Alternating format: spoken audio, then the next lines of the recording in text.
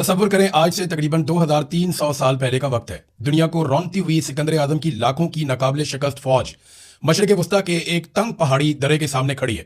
گرد و غبار سے آسمان تاریک ہو چکا ہے اور رومی اور یونانی گھوڑوں کی ٹاپوں سے زمین کانپ رہی ہے۔ یہ مقام ہے پرشین گیٹس کا۔ سکندر کا خیال تھا کہ وہ بڑی آسانی سے اس درے کو عبور کر کے فارس کے عظیم الشان دارالحکومت پرسی کو جلا کر راکھ کر دے گا، لیکن اس درے میں ایک ایرانی جرنیل کھڑا تھا جس کا نام تھا آریو برزنیس۔ اس کے پاس لاکھوں کی فوج نہیں تھی بلکہ چند سو سپاہی تھے۔ آریو برزنیس جانتا تھا کہ وہ یہ جنگ نہیں جیت سکتا، اس کی موت یقینی تھی، لیکن اس نے اپنے سپاہیوں کی طرف دیکھا اور فیصلہ کیا کہ وہ سکندر کو آسانی سے گزرنے نہیں دے گا۔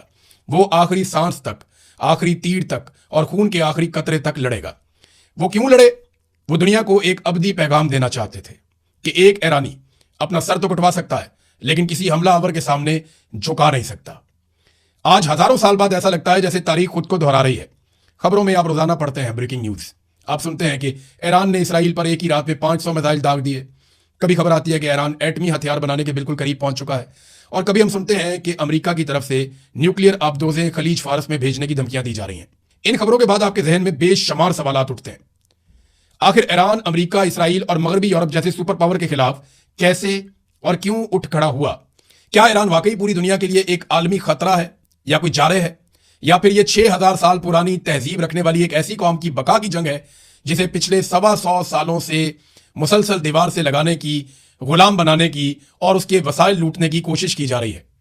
آج ہم یہ سمجھنے کی کوشش کریں گے کہ ایران کا نفسیاتی ڈھانچہ کیا ہے، یہ قوم جھکتی کیوں نہیں ہے، یہ ہار کیوں نہیں مانتے، یہ راکھ کے ڈھیر سے بار بار کیسے اٹھ کر کھڑے ہو جاتے ہیں۔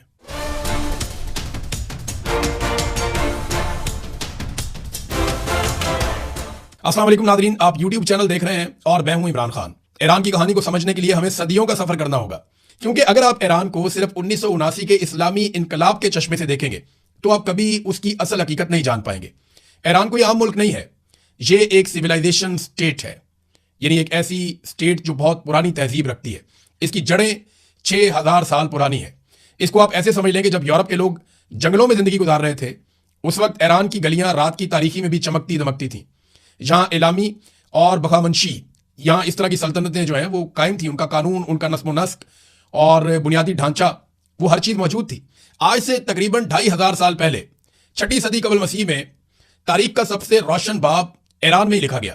ایک شخص ابھرتا ہے جس کا نام تاریخ میں سائرس دی گریٹ کے نام سے یاد کیا جاتا ہے۔